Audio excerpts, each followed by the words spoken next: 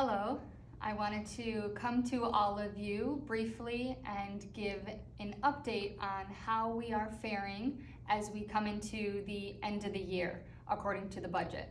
So I know because of COVID, I did quite a few videos early on just letting all of you know where we were at and how we were doing and how we were stabilizing with the shutdown. So we survived the 2.5 months of shutdown, and because of great teamwork and flexibility and innovation and dedication, we're able to reopen and then slowly build capacity and bringing more of our amazing participants back into our program. In order to have the strength, the cash strength and the financial strength to not open at full capacity in order to be responsible and safe, we needed to have gap funding.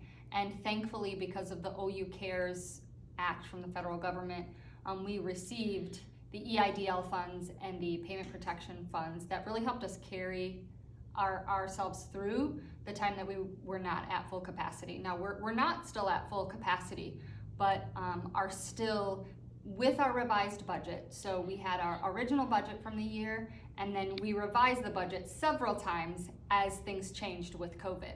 And then had our final revised budget approved by the board.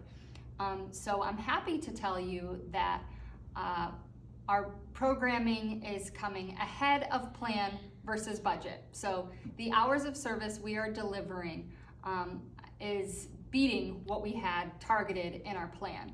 So workforce development is delivering about 125 hours of supported employment in the workplace, which is amazing when you're thinking back in June, those hours were 0. In our adult ed program, we're delivering close to 200 hours of service per week, which is amazing. Thinking back in June, we were at 0 and trying to put together our telehealth program. So that's really great news, and we're coming ahead of plan versus the revised budget.